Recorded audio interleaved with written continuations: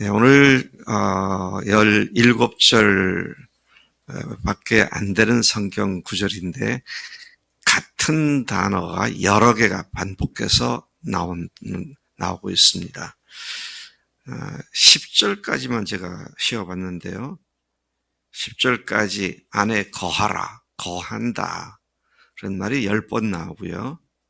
열매를 맺는다, 열매라는 말이 8번 나오고, 또 자주 나오는 단어가 계명, 사랑, 자, 이런 말씀으로 내용이 쭉 전달되고 있는 모습을 보게 됩니다. 우리가 본문이 예수님의 지상사역 마지막 날 밤에 하신 말씀이다라는 것을 염두에 두고 이 13, 14, 15, 16, 17장까지를 묵상하는 것이 많이 도움이 됩니다.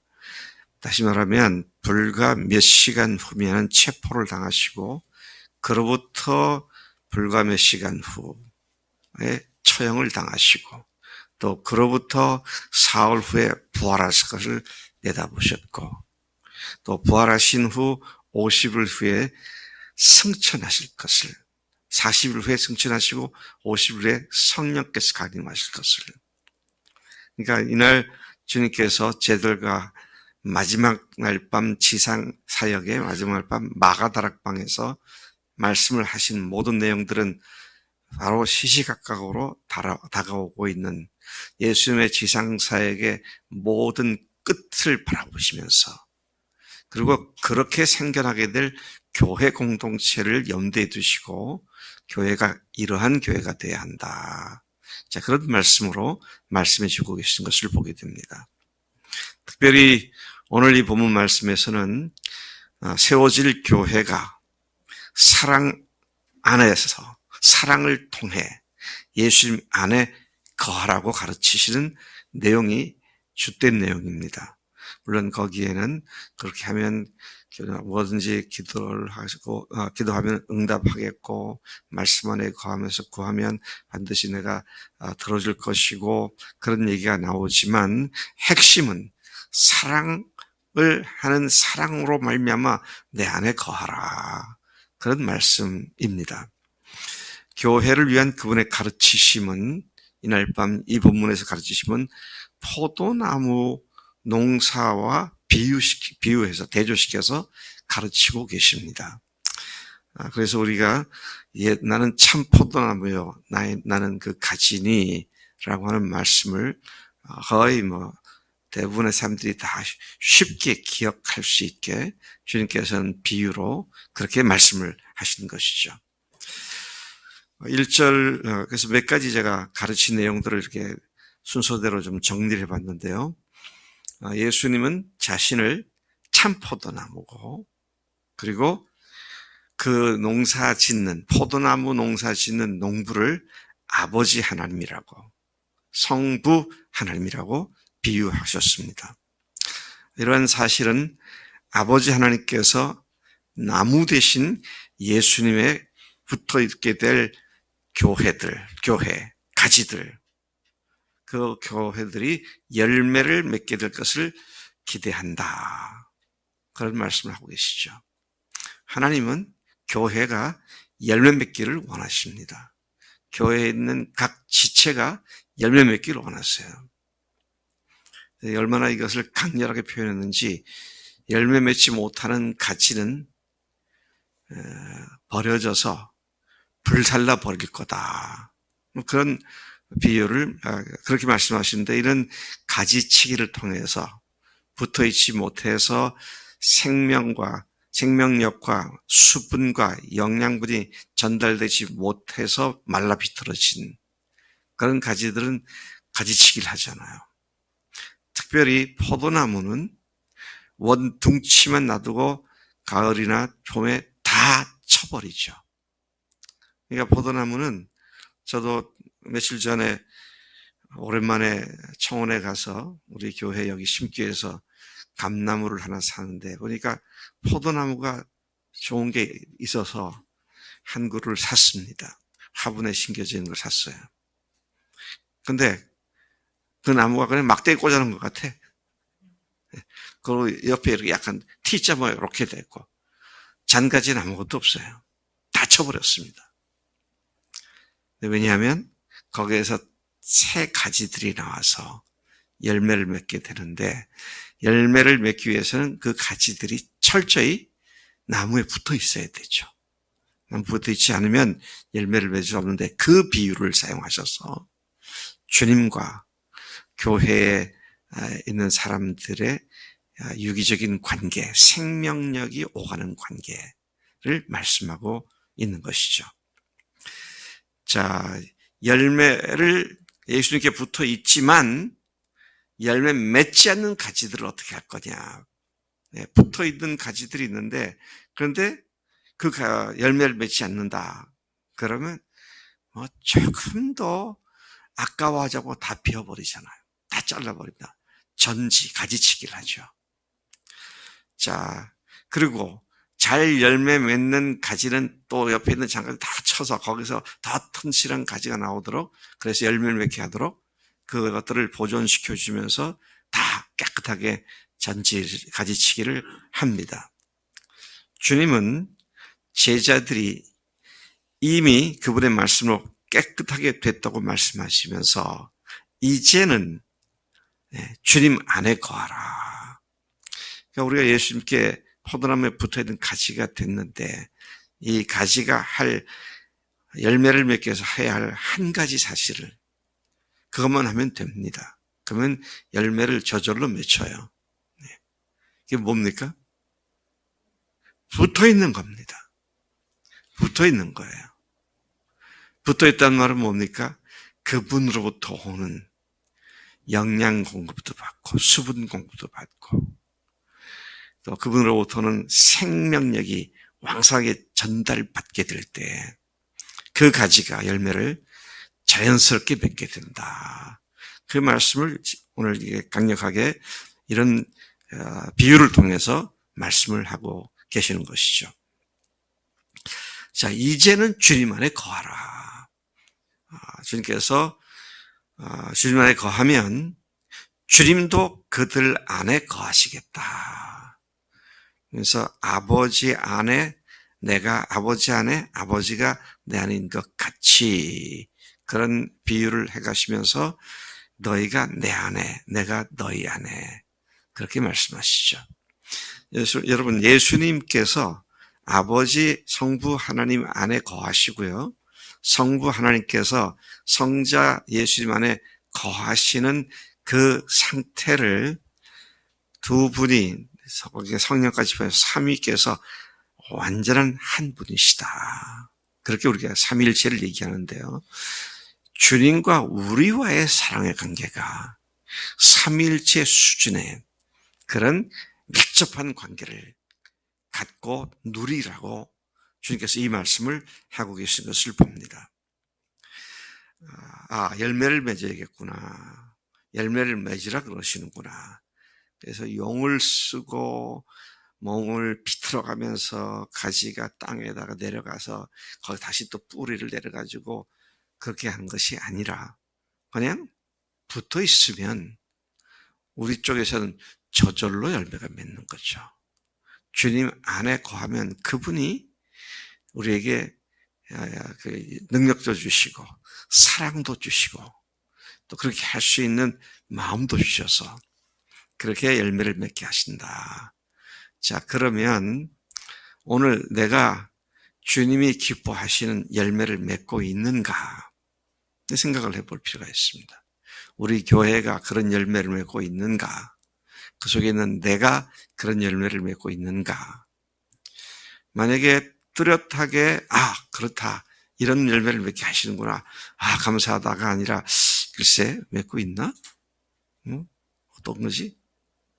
그러면 빨리 알아차려야 할 것은 주님과 사랑 관계가 주님이 원하시는 그런 관계가 아니구나. 이걸 빨리 진단하고 알아야 합니다. 주님을 사랑하는 관계. 여기서 그 안에 거하라는 말은 결국은 사랑 안에 거한다는 말입니다. 사랑하는, 내가 주님을 사랑하는가? 또 주님께서 나의 사랑을 기뻐하시고 나도 그를 사랑할 뿐 아니라 그분께서 나를 사랑하시는 것을 날 새롭게 감사와 감격으로 누리며 살아가는가. 목사님을 통해서 이렇게 해야 합니다. 새벽에 나와서 기도합시다. 간증을 씁시다. 그게 듣기 싫은 잔소리로 들리는가. 그렇게 해도 늘 부족하고 모자라서 주 앞에 더 그렇게 하게 해달라고 열심히 기도하고 그러는 상태인가. 자, 우리가 사랑은 눈에 보이지 않아요. 그러니까 사람들이 안 보이니까 다 나름대로 조그마한 것도 굉장히 큰 것처럼 부풀려서 마치 사랑하는 것처럼 그렇게 자기를 위로하기도 하고 또 참 사랑하는데 그것이 부족해서 내가 사랑하지 않는 것 같이 느껴질 수도 있고 고무줄 늘듯이 사랑이 그렇게 사람마다 달라요. 근데 분명한 건 이렇든 저렇든 사랑은 사람들로 하여금 어떻게 한다고요? 미치게 하는 겁니다. 자기 생각과 자기 능력의 범위를 넘어선 일까지 하게 만드는 것이죠. 참 우리가 이런 면에서 사랑을 통해서 예수님 안에 거하는데 그러면 거하기 위해서 나에게 필요한 주님께 대한 내 사랑이 어떤 것인가? 우리 성일이한테 물어보자. 누구를 사랑하게 됐어? 근데 미국을 한 열흘간 갔다 온대요. 근데 어디야? 대덕연구단지에 인천공항 가는 버스 타는데 거기에서 새벽 3시 반차 끊었대. 그럼 열흘간 못 보잖아. 새벽에 나가 안 나가? 배웅하러 갈 거야 안 갈 거야? 응? 갈 것 같아. 대답이 선뜻 안 나오는 거 보니까 아직 사랑이 뭔지를 몰랐어. 아이고, 주님을 사랑하는데 뭘 못하겠어요. 주님을 사랑하는데. 근데 내가 그런 사랑이 지금 주님과 함께 누리고 살고 있나. 여러분, 아무리 우리가 이런 얘기를 해도요, 사랑하지 않으면 아무 소용이 없잖아요. 정말 주님. 그래서 이 아침에 우리가 주님 앞에 간절히 기도해야 할 것이 주님, 정말 주님의 사랑에 겨운 삶이 되도록 역사해 주세요. 주님의 사랑에 달 눈물이 마르지 않는 그런 삶이 되게 해주세요. 주님 정말 그렇게 사랑하기를 원합니다.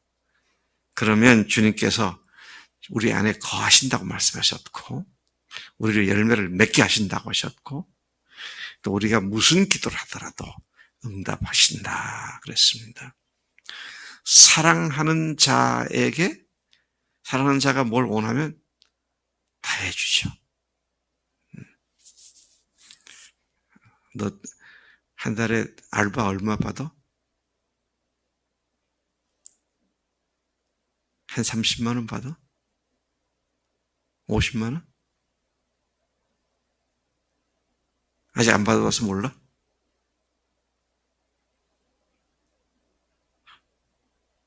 아니 뭐 옆에 돌아봐 너 보고 묻는 거야. 성일이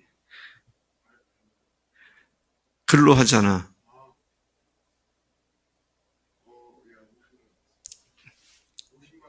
아, 50만 원 받는구나. 근데 네가 애인이 있는데 애인이 너 보고 나 어떻게 할 수가 없으니까 저 30만 저거 나 사줄 수 없냐고. 그러면 50만 원이지만 사줄까 안 사줄까? 너 생활 어떡하려고?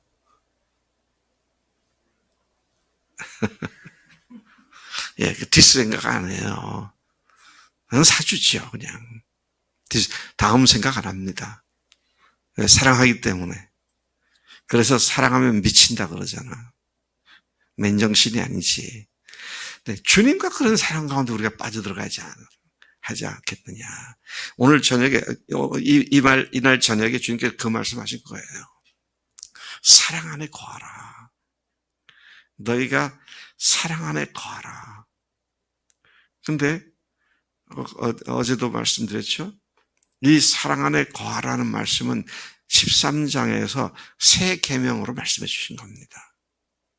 이제 그러한 사랑이 우리를 갖다가 감동시키고 움직이게 될 때 우리의 삶이 얼마나 참 하나님의 성령의 충만함으로 살아가는 삶의 연속이 될 것인가 하는 것을 우리가 너무도 잘 알고 있죠. 주님을 떠나서는 너희가 아무것도 할 수 없다. 주님을 떠난다는 말은 뭡니까? 주님과의 이 사랑에 밀접한 교제를 하지 않고서는 그런 말입니다. 네. 그렇게 하지 않고는 할 수 있는 것이 아무것도 없다. 그래서 조금은 한다. 아니에요. 아무것도 할 수 없습니다. 주 안에 거하지 않는 사람은 결국 불에 살라진다. 반대로 주님 안에 거하고 주님의 말씀이 우리 안에 거하면 무엇이든지 구하는 대로 구하면 그대로 응답을 받게 된다. 8절에도 보면 열매를 많이 맺는 것이 아버지께 영광을 돌릴 것이며 진정한 주님의 제자가 할 일이다. 그렇게 말씀하시죠. 제자는 제자인데 열매 맺지 않는다. 그건 가짜 제자죠. 네. 주님을 사랑하고 형제를 사랑하고 잃어버린 영혼들을 사랑하는 이것이 제자의 특징이다. 그래서 제가 언젠가 읽었던 책에 보니까 제자의 가슴에 달려있는 배지는 사랑이다. 그런 말이 있더라고요. 배지를 달면, 저도 여기 배지가 있네요. 이 배지가 내가 어떤 사람이다는 걸 나타내잖아요. 이거는 아마 달아봐야 아는 사람이 별로 없어. 이건 내가 미국에서 졸업한 신학교 동문들이 찰 수 있는 것인데, 내가 이런 사람이다. 보여주는 게 배지입니다. 요즘은 대학생들이 배지를 안 차죠. 네, 우리 대학 다닐 때는 배지가 다 있었어요. 내가 어느 대학 다니는 사람이다. 배지를 달고 다니죠. 사랑이 배지다. 그건 내가 예수의 제자다. 라는 것을 알리는 것이다. 라는 말씀이죠. 자, 가지가 포도나무에 붙어 있는 것은 그분의 사랑을 지속적으로 공급받는 것을 의미한다. 성부께서 성자 예수님을 사랑하신 것 같이 성자께서도 성도를 사랑하셨으니 그 사랑 안에 거하라. 아버지와 예수님과의 사랑, 예수님과 우리의 사랑, 결국은 이 하나입니다. 사랑 안에 거하는 것이 하나가 되는 것이죠. 그러니까 뭡니까? 거기다가 예수님께서 앞으로 어떻게 될 것이 다 가르쳐 주셨기 때문에 너희는 더 이상 종이 아니다. 내 친구다. 종은 주인이 뭐라 그러면 왜 그러는지 전혀 이해도 안 되고 갸우뚱거리고 그렇지만 친구는 그런 관계가 아니다. 그래서 친구를 알려주고 또 기쁨을 할 수 있도록 그를 갖다가 격려하고 하는 그런 입장인데 너희가 바로 더 이상 종이 아니라 그런 의미에서 친구다. 그렇게 말씀을 하시죠. 자, 그래서 결론은 뭡니까? 사랑 안에 거하는 것은 예수께서 말씀하신 계명을 지키는 거다. 자, 다시 말씀드립니다. 여기서 계명은 하라 하지 말라 수많은 것들이 다 포함되겠지만 특별히 이 문맥 속에서 하는 건 뭡니까? 새 계명. 내가 너희를 사랑한 것 같이 너희도 서로 사랑하라고 하는. 그래서 여러분, 믿음이 생겼다. 또 누가 나를 갖다가 가르쳐줘서 참 고맙다. 내가 이제 좀 알게 됐다. 그게 중요한 게 아닙니다. 뭐가 중요해요? 그래서 내 속에 사랑이 생겨나고 있는가? 사랑이 자라고 있는가? 주님께 대한 사랑과 형제에 대한 사랑이죠. 네. 사랑이 없이 기계적으로 할 수 있어요. 근데 그러한 사랑은 사랑이 아니죠. 그런 환경과 여건이 없어지면 또 안 합니다. 근데 사랑은 끝이 없어요. 우리 성희자매는 지성이가 지금 없잖아요, 여기. 눈에 안 보이잖아요. 그러니까 그 영어 속담에 눈에 안 보이면 마음에도 없다. out of sight, out of mind. 그래서 지성이가 우리 엄마 마음에 싹 없어졌죠. 그럴 수가 없죠. 시집장가 가고 아들, 딸 낳고 이제 한 50대가 들어가고 있는 제 아들, 딸들에 대해서 제 마음에 없어졌겠죠, 이제. 그거 어떻게 없어집니까? 안에 있죠, 항상. 얘가 지금 뭘 하고 있을까? 얼마 전에 우리 아들 부부가, 내외가 성지순례를 갔는데, 성지순례 갔을 때 제가 혼자, 이게 참, 저도 아직 못난 놈 같아요, 아직도. 얘들이 오늘 어디 갔을까? 예루살렘에 갔겠구나. 지금쯤엔 히스기야 샘물 터널을 갖고 걷고 있을까? 그걸 뭐하러 생각해? 근데 계속 그렇게 생각이 들어. 참 그런 것들을 보면서 이게 압이라는 사람이 별걸 다 생각하고 앉았구나. 왜 그럴까요? 사랑하니까 그렇습니다. 그래. 주님이 우리를 그렇게 사랑하시고요. 우리도 주님을 사랑하고 형제들을 사랑하고. 오늘 이 말씀이 한마디로 그렇게 사랑하라는 겁니다. 누굴 보고요? 교회 공동체 보고. 그냥 온 인류를 향해서 귀한 금과 옥조 같은 귀한 말씀으로 너희는 사랑하라 이 말씀 아니에요. 언필칭 한 몸이 됐고 한 생명체에 붙어 있다고는 교회인들을 향해서 교회 공동체가 서로 이렇게 사랑해야 한다. 그래서 사랑은 율법의 완성이다. 그렇게도 말씀하셨잖아요.